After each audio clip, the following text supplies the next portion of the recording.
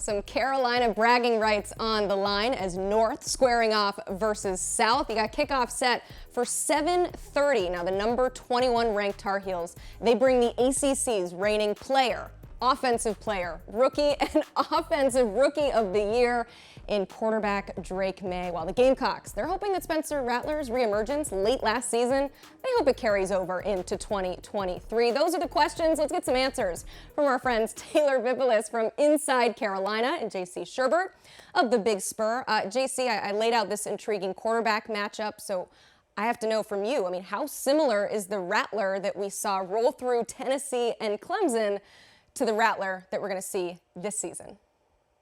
Well, if practice is any indication, I think that he's maybe a step up from where he was last year, because it's a situation where he's been on the money for most of practice, based on all accounts, publicly, privately, whoever you talk to, they're talking about this guy out there throwing dimes all over the practice field. Now, will that translate in a game situation? We'll find out on Saturday night, of course, but I think Spencer has a lot more confidence under a new offensive coordinator, Dowell Loggins, than he did at any point last season, and that's a good sign, because the more confident he is, I've noticed through his career, the better he plays.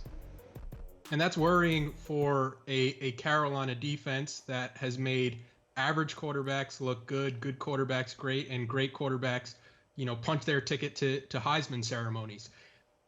And I was surprised because of that fact that Carolina is a small 2.5-point favorite in this game. But then when you step back and you realize it, the reason why they're favorited is because they do have Drake May. And this is a Drake May homecoming game. Last year going into camp, there was a quarterback battle. And then within 2 games, it was pretty clear that Drake May was the best quarterback that's ever come through school history.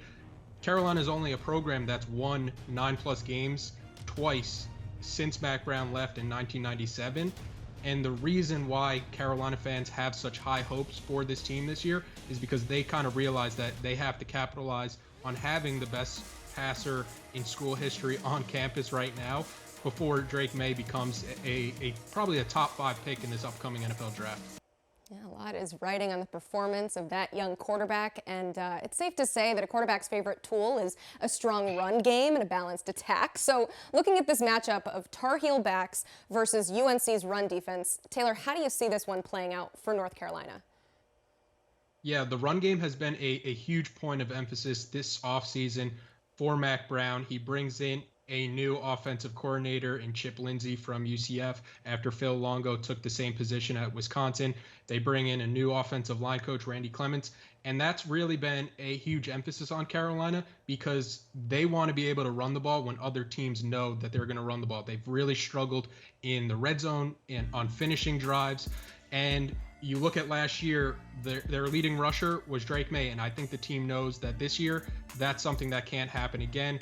British Brooks is most likely going to be the running back 1. He was up top the depth chart. Omarion Hampton was also there. But this is it's a unproven backfield, but Carolina does have a lot of confidence that there is talent there.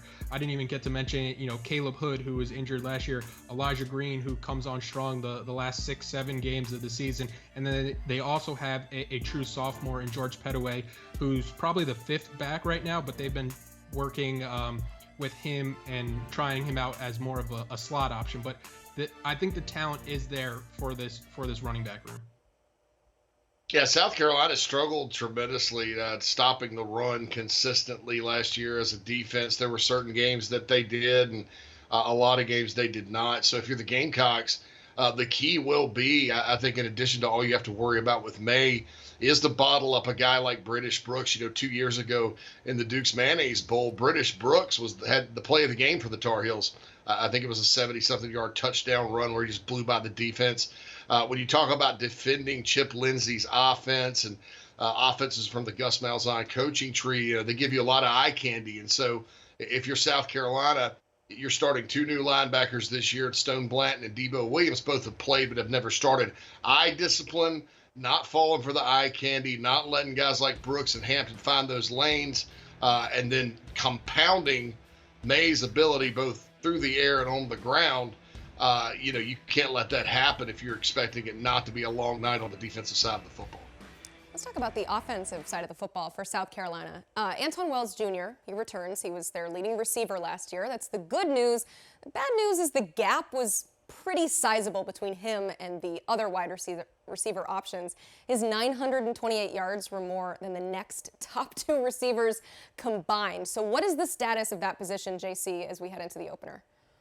Yeah, South Carolina feels very good about its receivers. Xavier Leggett is an upperclassman that's been at South Carolina for a while. He's 6'3", he's 225, he runs 4.45. Had a 100-yard kickoff return against A&M to open the game last year against the Aggies, and then had a breakout performance, 7 catches for 78 yards and 2 touchdowns in the Gator Bowl loss to Notre Dame. So they really like him. Amarian Brown is a third-year transfer that set tied Calvin Johnson's single-season touchdown record at Georgia Tech as a true freshman. Came over to South Carolina. He's a good deep threat. He can fly. They have some young players, too. Elijah Caldwell is a true freshman to keep an eye on. Omega Blake is a second-year player that really looked poised to break out in the preseason. Plus, the Gamecocks restocked at tight end with former Arkansas tight end Trey Knox, who I know the people out in Fayetteville really, really were high on. I think he had 7 touchdowns last year. And then Josh Simon from Western Kentucky in an air raid offense during his career up there at 16 touchdown receptions. He's a local in-state player that elected to transfer back home. So I think the Gamecocks tight ends are going to get a lot of targets in the pass game on Saturday night as well. And if Rattler's delivering balls like they say he has been in the preseason, that certainly makes the receiver's job a lot easier. Speaking of receivers, the one probably gaining the most attention in this matchup is on the other side of the ball, Tez Walker, hoping to suit up in that Carolina blue. What's the status of his transfer appeal? Yeah, we're getting closer to kickoff, and it seems like the NCAA doesn't know that this season is about to kick off for an organization that kind of prides itself on having a reputation of protecting the integrity of the student athletes. And there's just been no update. Carolina's still waiting on the appeal. I think the closer that we get to the game, the less reps that they're giving Tez Walker. And it's not because they are preparing like he won't play at times. There's a game plan for him if he plays, and there's a game plan if he doesn't play. But they're scaling back some of his reps because those young guys behind him, they're not as proven. You have somebody like Andre Green, who has 3 career catches, Gavin Blackwell, J.J. Jones. Carolina's leading receiver, returning receiver, is a tight end, Bryson Nesbitt. So Carolina is really banking on Tez Walker being eligible to play in this game. He is a Biletnikoff Award watch list guy.